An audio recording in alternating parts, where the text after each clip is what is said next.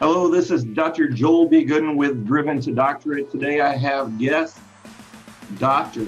Brandon Lyons, who is my colleague and a new doctor. Tell me about that, Brandon. How are you? Well, thank you. Thanks for having me here. It's just great. Newly minted. I feel just wonderful after a little over 6+ years in the doctoral process. Getting across the finish line late to mid last year was an amazing feat and feeling.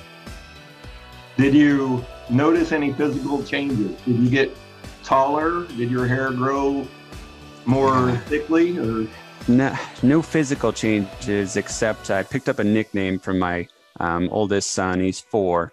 He now calls me Dr. Dad. That is awesome. Which is prestigious to me. I didn't know that came with the territory, but it feels great. Doctor, I would call you that too, but I'm not supposed to call people that unless they're my dad. They frown upon that, yes. Yeah, they frown on it. So thank you for coming on the show. Obviously, I'm in a jovial mood today, so we'll go with that. As long as you don't leave the set, we're good. Okay. I was going to get started with, I always like to get the backstory. So tell me, within reason, where you're from. Yes. Yeah. So I come by way of Lincoln, Nebraska. Most of my life has been in the Midwest and small town Midwest. Grew up in small town Iowa. Went to the University of Nebraska, Lincoln for my master's degree, and kind of spent most of my time here. I've also lived in Phoenix, Arizona, which is how I met up with NCU. We'll get into that, a little bit later. But I could say I'm a Midwestern person by nature. Okay. Yeah. Great. So I don't mind Midwesterners. I don't have discrimination practices against them or anything. So it's good to have you on the show, even though you're from the Midwest. I really don't care where people are from. Yeah. So how did you, so we met 3 or 4 years ago, I think. Yeah. So I was part-time. You were full-time, but not as faculty. You were working. Mm-hmm. So you've been working at North Central University for a while. Tell me, how did you what was the process from you beginning to, make words from your childhood to becoming a rock star at North Central University? Yeah. So this is in my 10th year. As of November of this year, will be 10 years fully. And I've had various hats and roles along the way. So I'm a non-traditional person and student by nature. So I finished my undergraduate degree in 2006, then took 3 years off, pursued my master's degree, took another 3 years off, and was actually practicing clinically in the Phoenix metro area when I had a recruiter reach out to me from North Central University and ask, "Hey, are you interested in becoming an academic advisor with North Central University?" And initially I say yes to most inquiries like that. And then I realized I don't know what an academic advisor is. Even though I had this schooling in my background as a student, I'm not so sure I knew what the role actually took and entailed. So I was curious, though. I contacted them back, did the interview process, and signed up with North Central because I appreciated the message, the university, the online environment was all great and frankly new to me, which I love a new experience and a new challenge. So 2011, I started as an academic advisor, did that for multiple years. Then I transitioned into academic operations and clinical coordinator role, where I helped students find local sites, and supervisors to go through the practicum and internship process with our marriage and family therapy students, which was fun and amazing. Did that for a while. Took on a job as assessment coordinator at the institutional level, and did that for about 2.5 years. So I was helping design the new assessment systems, working within a system called TaskStream at the time was our main assessment system, working in the office of planning and institutional effectiveness, only to come full circle back to this School of Social and Behavioral Sciences, as the academic operations manager. So come full circle in the 10-year span, this is what I've been doing.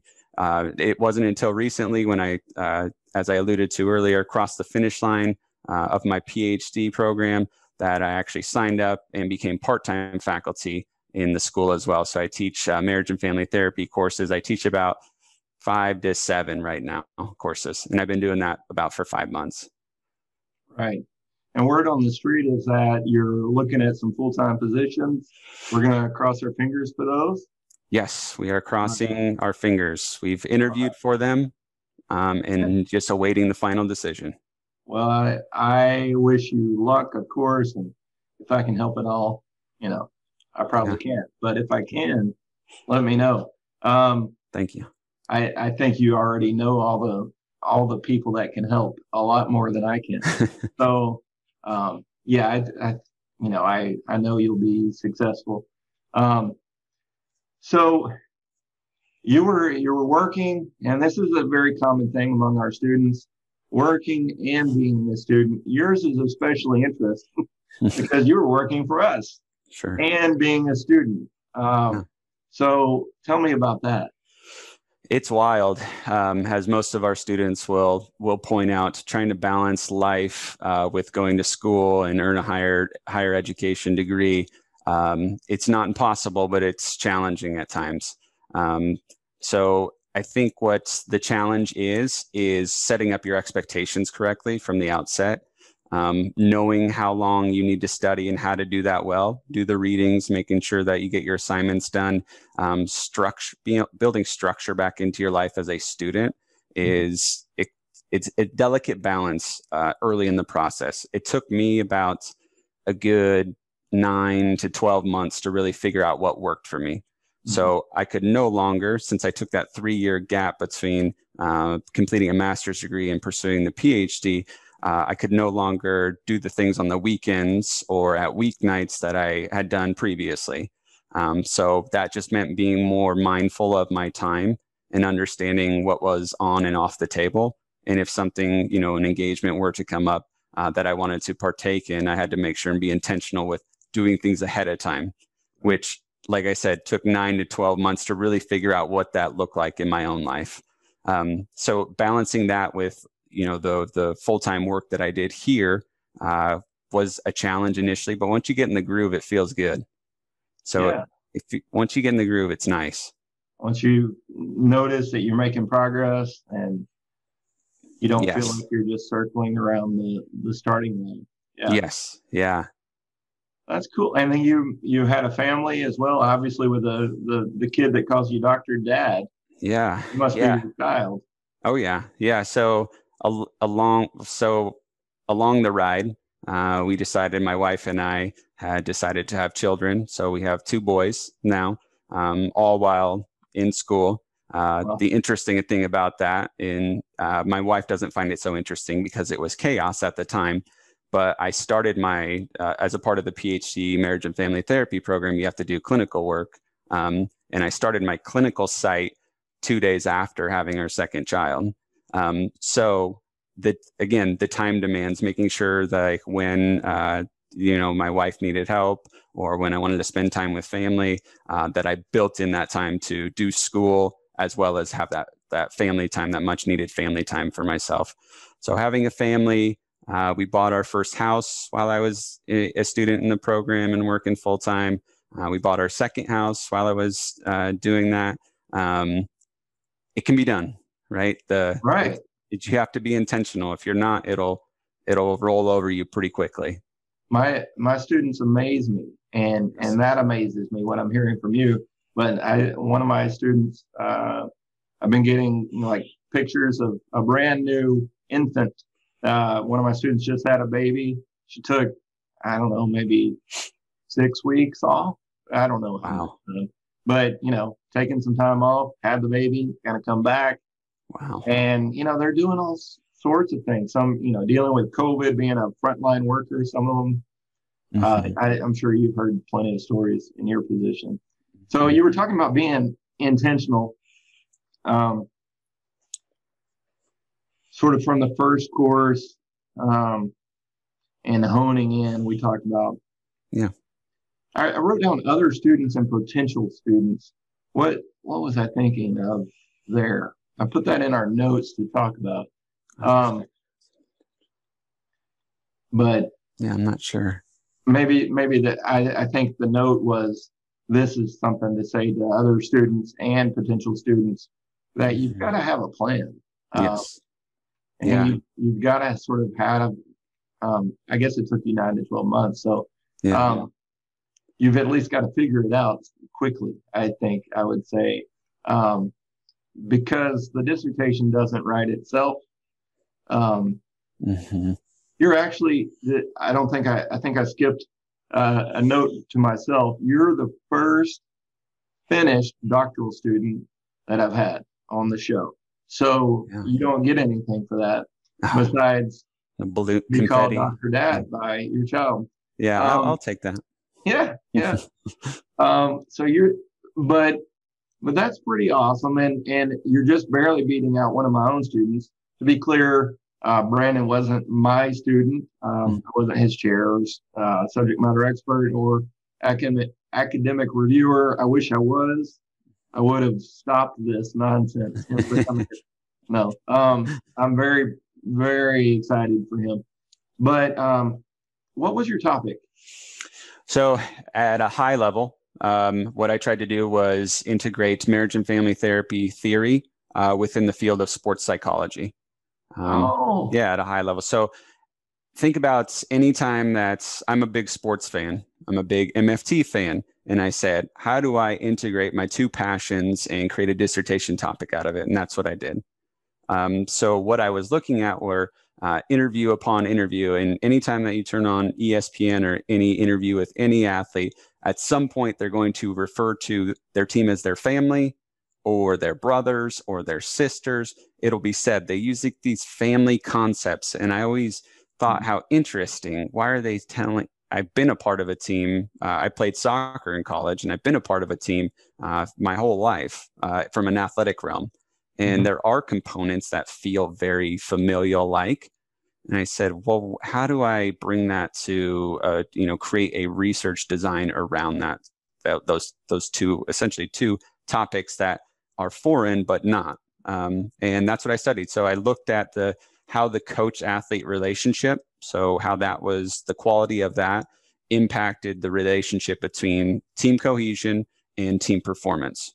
So I looked at the coach-athlete relationship as a moderating variable in that relationship, and found some pretty cool stuff. Okay. All right. I guess we'll do a follow-up. Oh, yeah. Or I'll have to read your dissertation. We'll probably end up doing the follow-up. Okay. Dissertations are so dull sometimes. Sure. I mean, sure. You can just skip to the discussion section, and that's the good stuff. Yes. Yeah. Jump through the hoops early, and then the good stuff in the final discussion. No, that sounds fascinating. I don't think I've told you. I love sports psych, and ed psych is sort of a sister field. I'm an educational psychologist. It's a sister, metaphorically, to sports psych. And I've even thought about trying to get my master's in sports psych now that we have that program. Yeah, that'd be amazing. Have you thought about that at all? Yes, yeah. Yes, yeah. I've floated the idea to my wife, and she is deliberating. Yeah, she didn't throw her arms up and congratulate me, but she's open to it if that's ultimately my dream and goal. Yeah, maybe we could do that together. Like a cohort, start at the same time, sort of thing. Yeah, that'd be awesome. So I'll follow up with you on that. Oh yeah. So off this record, with ASP is the American Association of Sports Performance, I think. And I looked at my degree and how it matches up to getting certified as an ASP trainer, and I would only really need 3 courses. So I'm thinking about just adding it as a non-degree student, getting those 3 courses and getting certified as a sports sports performance coach or mental CMPC. performance coach. Mm-hmm. CMPC. Certified mental performance coach. Coach. Yeah. Yeah. And I could probably do the same. I have MS and an EDS in mental health counseling. So oh yeah, you would probably can do the same. Yeah. Have you looked at the course list? They have okay. I'll share with you sometime. Okay. Yeah. Yeah. I've built 2 of the sports psych courses, so I know I've seen them.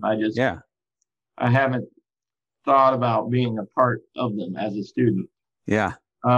Anyway, sports psych is fascinating, and I think just the more you can do with it, they're very, they're very, trained for applied. It's applied sports psych, and so you go beyond theoretical, and I'm trying to go beyond theoretical with ed psych. Okay, how can we make students actually perform better? And you can pull that into sort of marriage and family. You can apply marriage and family to sport, obviously, as you've done. Yeah. I think it could probably go the other way around. But performance concepts are pretty much, can be applied to a lot of different arenas. Yeah. And so I don't think the sports psychologists should get to keep that all to themselves. I want to take it and use it for my own stuff. Yeah, I agree. So I wanted to ask you if you had anything to share with people, maybe students, other students behind you, colleagues, anybody. What would you say, maybe having to do with your dissertation or discipline, that you want people to know? Yeah, I think so. I mentioned it earlier, and I'll build off of what I said earlier with being intentional. When I was talking about it earlier, I was mentioning it around structuring your time appropriately. That's from day one.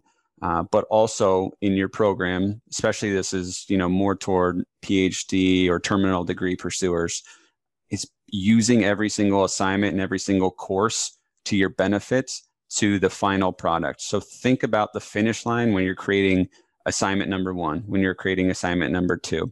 And what I found is when I hit the dissertation sequence, which was 5 years after I completed my first course, I was using some of those materials, not verbatim, but some of those same concepts and ideas, I was bringing them over into the dissertation.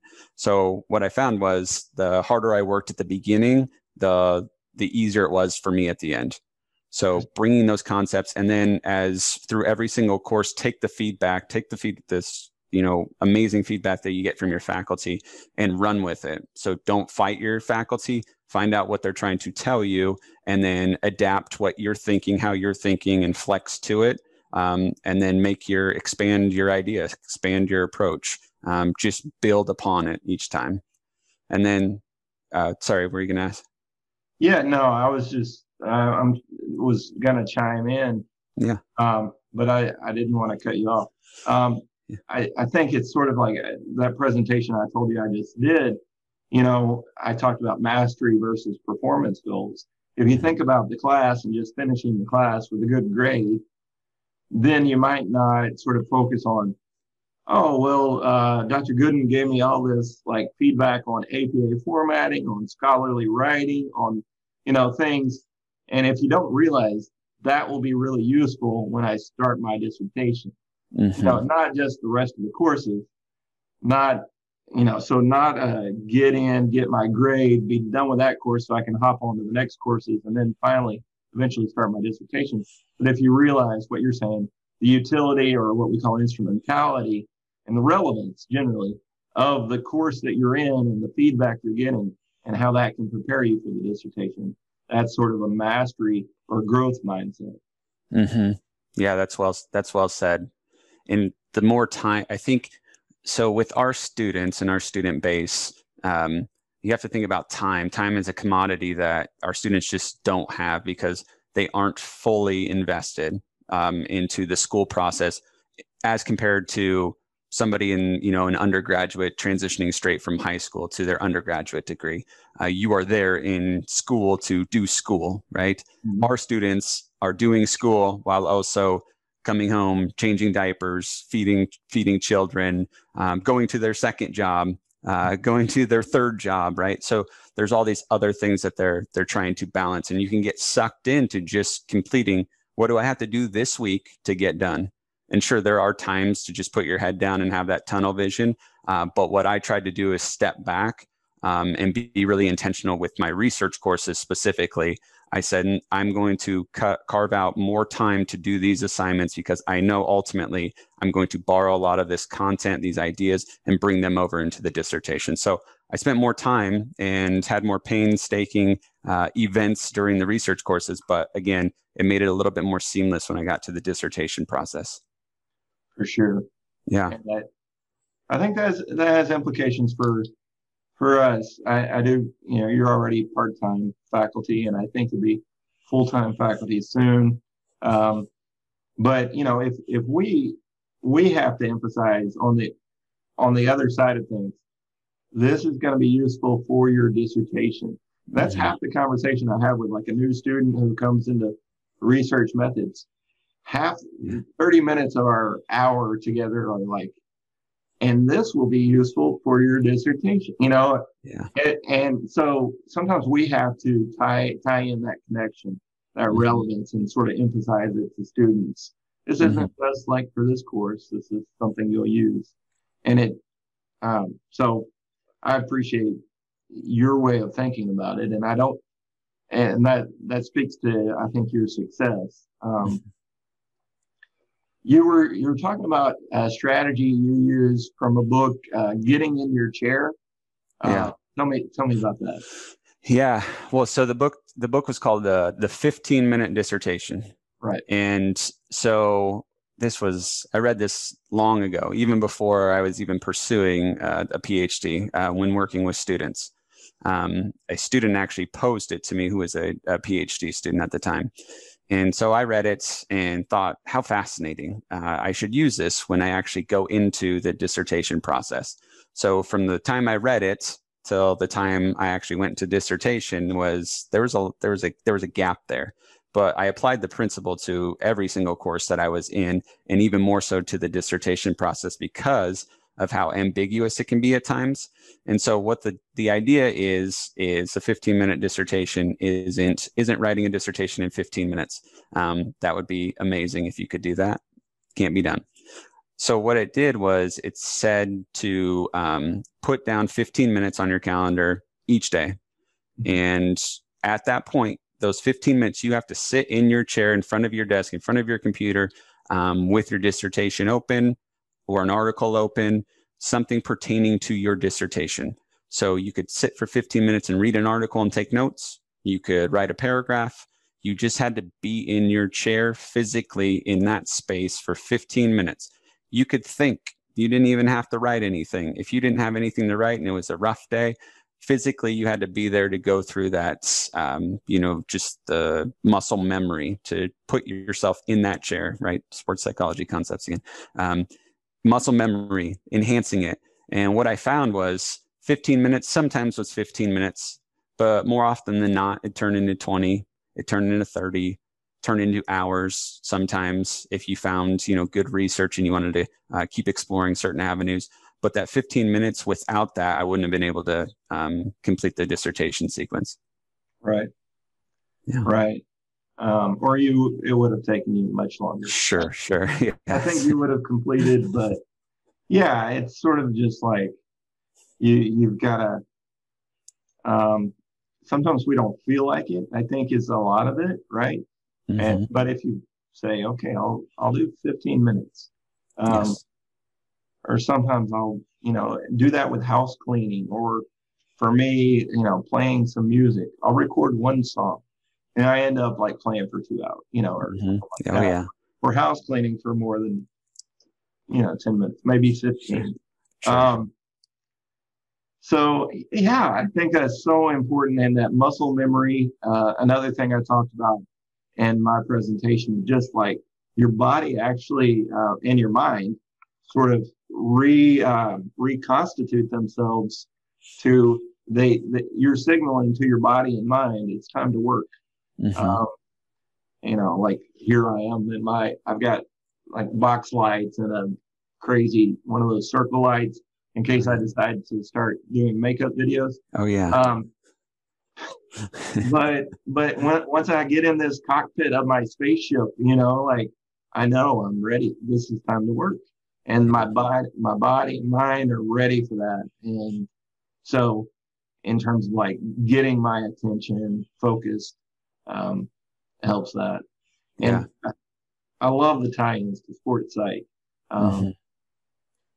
So do you have anything more on that to share, or any other sort of things that you want to pass along that maybe other people know, but maybe they can't say it as well as Dr. Brandon Lyons? Yeah.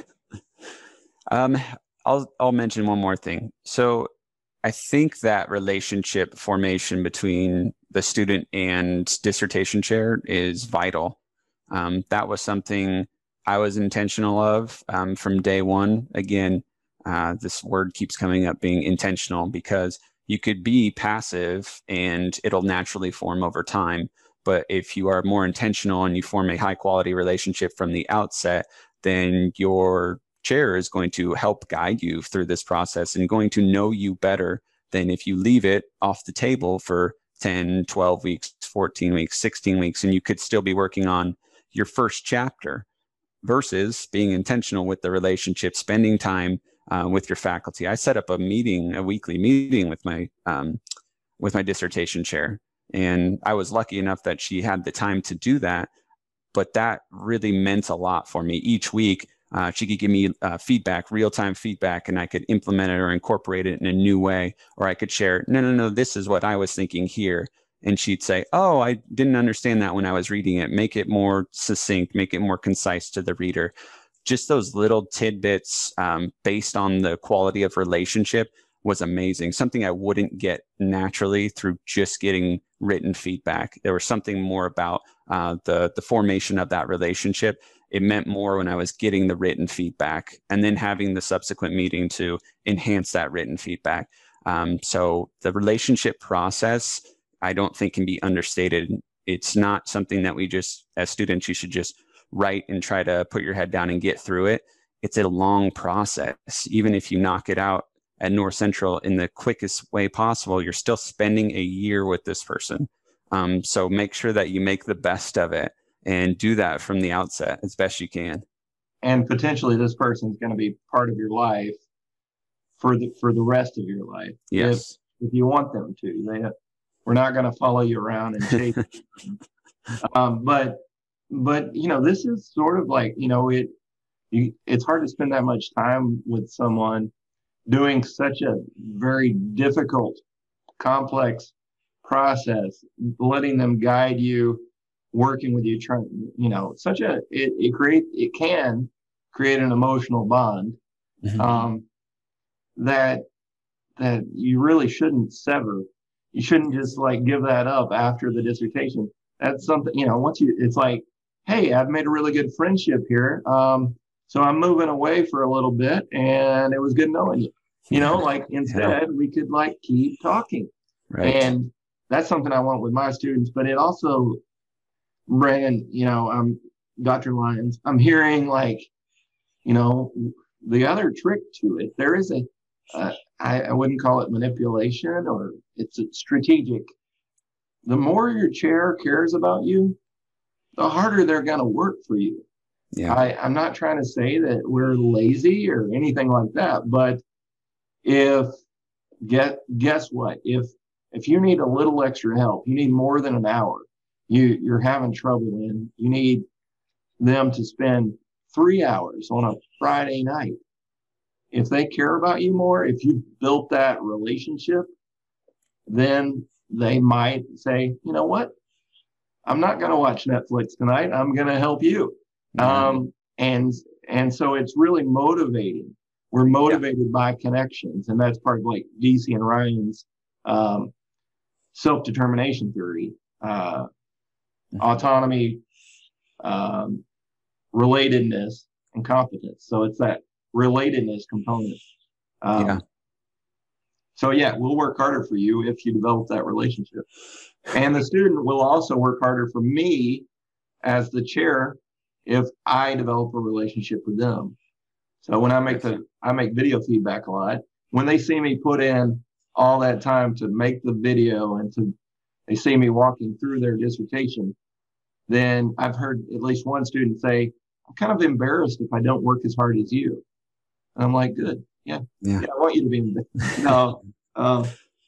Well, that's such an important part. That last part was, I was thinking from a student perspective of feeling cared for. Has nothing to do with my capabilities, right? As a student, I feel like if I make it to the dissertation part sequence, I can do this. Like I have the capability to do this. Now comes in the aid and the support of a dissertation chair who cares about me. And all of a sudden it does amplify my feelings of the around the ability to get this done and want to get this done. Just feeling that cared for part. Well, I think I made it clear. I haven't read your dissertation, but you talked about the mediating role of coach and student. It's not student, athlete. Yeah. In your dissertation, was there something to maybe pull from that coach athlete sort of relationship does that apply to sort of dissertation chair student? Yeah, so there was the measure I used the instrument I used to measure that actually came down to, there were some specific subscales, and there were two that really stood out to me. So complementarity, just the ability to feed off of one another. It was sort of that way. That one didn't stand out as much, but the other two, commitment, which was, that's what we're kind of talking about here. It felt like my chair was committed to me and I was committed to her. And that just strengthened my own response, my own performance. And then closeness is the other aspect. And the closer I felt to her and more connected to her, not on like a person-to-person level, but she understood what I was going through and she understood what I was trying to do, and then gave me the feedback that was actually targeted toward me and what made me succeed. So I let her know part of my feedback strategy was just ask me a lot of questions, put questions in here as much as possible to get me thinking about new areas and things that I can improve. And she did that throughout, and it was an amazing experience. So closeness and the ability to be committed to one another. I think there's room for future research there if you want to team up on that. Oh, that'd be fascinating. One of my main goals, which is the reason I do these interviews, is to make the dissertating process as good as possible, as optimal as possible. I didn't mean to rhyme there, so forgive me. But we're talking about closeness. We're talking about all these things. And of course, I need to throw in sort of the disclaimer within professional realm, within professional boundaries, which is something you always need to keep an eye on, because you do start to feel close. You may even feel like the chair is sort of a parent figure in some dynamic way, like transactional analysis sort of way, Eric Burns sort of stuff. But we were talking about boundaries earlier when we got ready for the interview and discussed it, and we were talking about like, what was it like? Like, were there any dual relationships that you couldn't really avoid being a student at the university you work for full time with the same faculty? How did you maintain boundaries there? Yeah, so even pre dissertation, what I was doing was having to reach out to my faculty in the first week of every single course, and I had a template email that I'd send out to them and say something to the nature of, I understand that we'll be working in my capacity as this role, but I'm also going to be your student in this class. So there are going to be times when I'm emailing you about one or the other. I will do my best to make it known which role I am coming from when I'm emailing you. So to try to just make sure that we didn't blur the lines that way and make it clear and concrete. But then I also I opened the door and I said, if this feels off to you, or you have any questions or concerns, I'm more than happy to discuss them with you. And of course, in true marriage and family therapist fashion, nobody had questions or concerns. They were more thrilled to work with me in a student role, student faculty role, and to see my abilities in that realm, because they just knew from a professional realm. So I had to draw the boundaries just by being clear in like certain, this is a work email. Hey, I'm contacting you as a student today. I have a question. Just leading off like that in my email communication, or scheduling meetings with them. It's a difficult, and I don't recommend it for everybody, track, given that I had to do, I think, 24 courses here, and I probably had 15 to 16 different faculty who I worked with professionally in my other role. So it was a delicate balance at times. Yeah, I imagine. And that's interesting.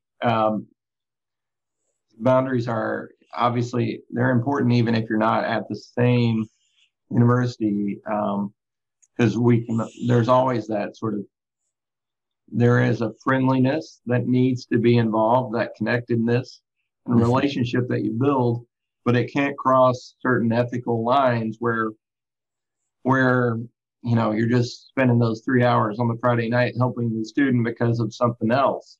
Sure. Because where you don't want to blur those lines.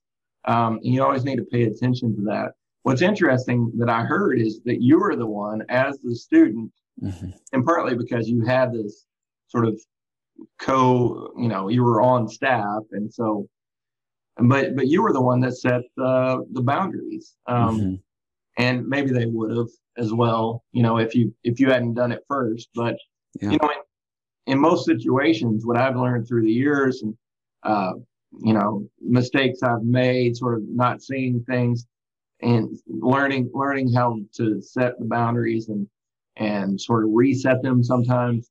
I think typically I would say it's on the chair, it's on the committee to be the ones that have the boundaries. The students, and this is typically like with more of an undergraduate where there's sort of an age element maybe, which a lot of my students and yours are probably our age or maybe older or younger, whatever.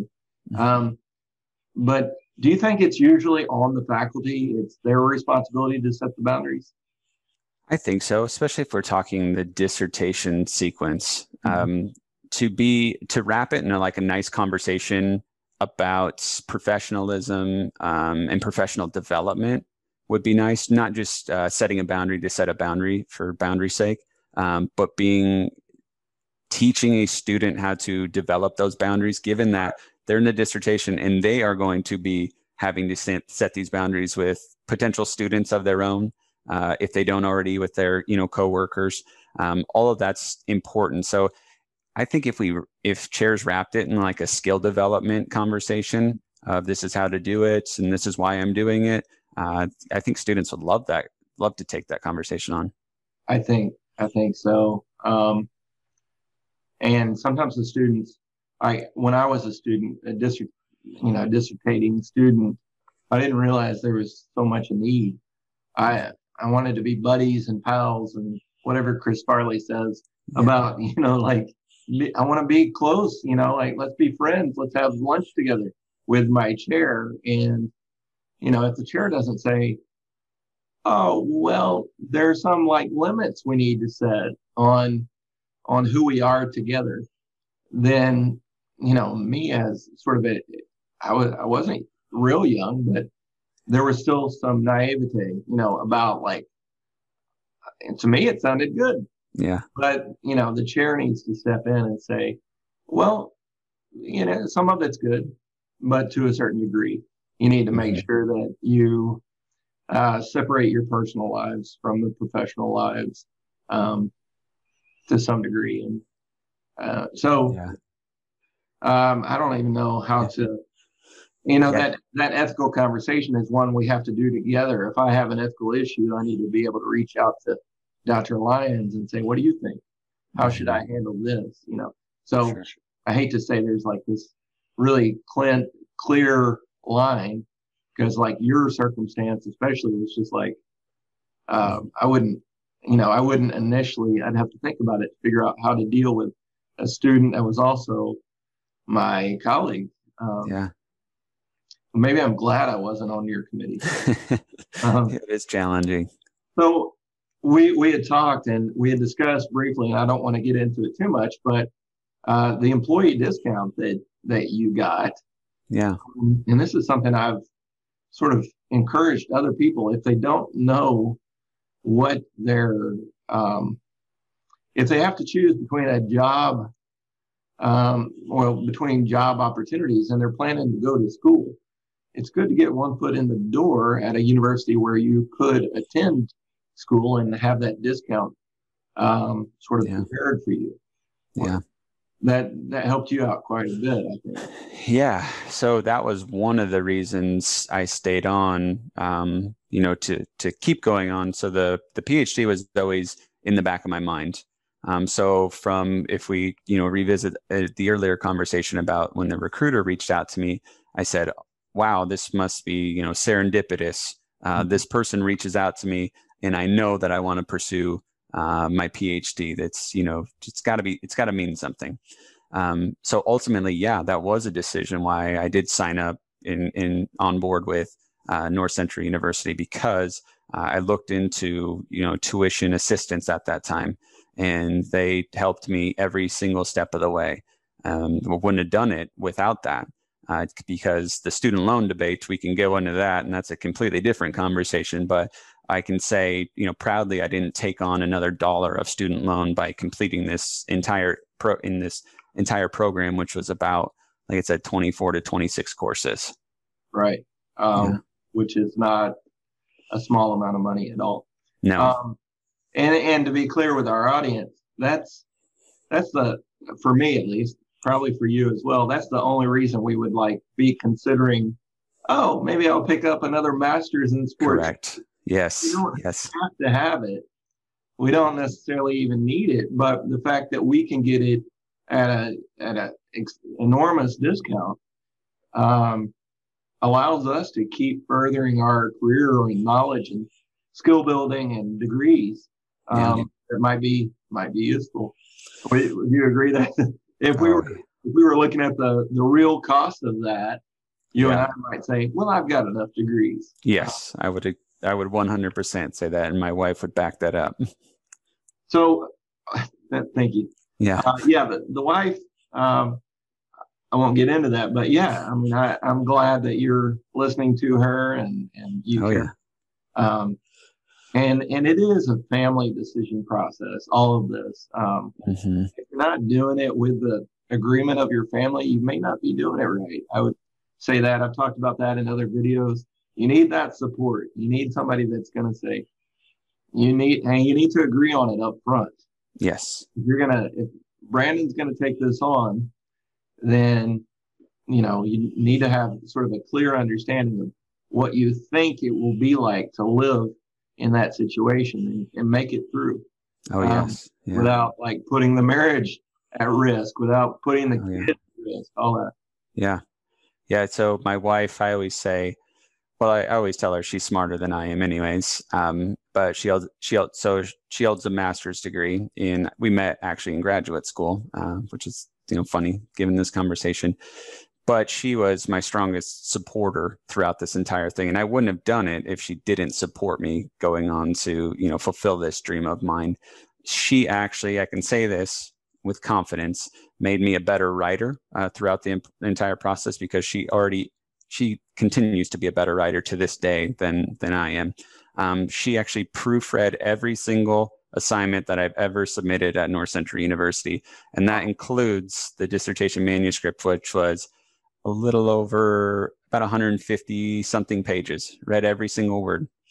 And so that's, what you alluded to, support. There's no better example of that than my wife through this process. That's amazing. And I've just heard, I had two people graduate with a PhD in the past 2 weeks. One, the whole family got into the camera at the end. Another guy brought his wife in and said, "You told me I had grit, Dr. Goodin. Here's the reason." And he that's great. talking about his wife. She's the one. She's the one that made me go through. So I think I want to study that. I want to get into the role of the partner in the family. So, what are you going to do with this degree? We sort of talked about full-time faculty. So what's next for you? And so right now, fortunately along the way, I've picked up some local teaching as well. So at the University of Nebraska, I actually taught there a semester in 2017 as part of my internship with the program. So as much as, going back to the student message, as much as you can be creative, be creative. So we have an internship in this program, and my program director said we could do anything with it. So I said, well, what about teaching locally? And so I picked up a course there, taught their semester, and I've taught every single semester since. So they liked me so much that I've been teaching there. So I want to continue to do that, strive to, create even more curriculum around different topics in different areas. I teach here part-time, which I would love to go full-time. And then I would love to add in more research in the area of marriage and family therapy and sports psychology and other topics that come up along the way. But I want to build a family systems theory that integrates within the sports psychology realm. That's my goal. Excellent. Yeah. So, and that's where sort of getting that expert mentor feedback from a chair or from some mentor is really helpful. Like if you want to, for whatever field, whatever thing you think you want to do, if you're not building up the skill set to do it in the long run, along the way, getting that teaching experience, hopefully getting some research experience along the way, which we're trying to build in better to our programs, I think, currently. But if you're not building in those skills, it's going to be hard to get them all at once just to get the job that you need next. So you need to think of, okay, if I want to be a professor, I'll need X, Y, and Z, and you need to be building those up along the way. So that's awesome that you were able to skill build along the way, build up your CV. Sure. So any final thoughts, any sort of takeaway messages or mantras that you used along the way, anything like? Yeah. So the mantra was to be present, be in the moment. It's not too overwhelming, although oftentimes it feels too overwhelming, to make sure and be present in the moment. You're doing this because you are fulfilling a dream, a desire of yours. And if you forget that, you can just be cranking out assignments and being grumpy and not fulfilling that dream in its entirety. So making sure to pull back, be present in the moment, realize and recognize why you're doing this in the first place. And it'll make each week that much better, to the tune of, in my case, I think it was 2,299 days, but who's counting, right? So each day focusing on being present in the moment and understanding why you're doing it. And that goes back to something I heard throughout this conversation: be intentional. Sure. And I love that because that's one of my things that I try to talk about. I don't always do it, but it's something that we can always realize we're not being intentional. I need to be intentional again. I need to refocus. And if we get off track or realize we're sort of doing things passively. So good point. I love all that, Brandon. Yeah. Dr. Lyons, thank you so much. How can my audience keep up with you? What's the best way to reach out to you or follow up with you or just follow your progress? Yeah. So the best way to reach me is through my LinkedIn profile, which is going to be included at the end of this interview. Okay. So the best way you can reach out to me through messaging on there or just add me on there as a connection. Great. Yeah. Thank you so much, Dr. Lyons. It's been a pleasure to work with you. to see you graduate while I was faculty, and now to hopefully we'll be just colleagues as faculty, full-time faculty together. We'll see how that goes, but I wish you the very best. And thanks for sharing all of your insights today. Yeah. Well, thanks for having me again. It was awesome.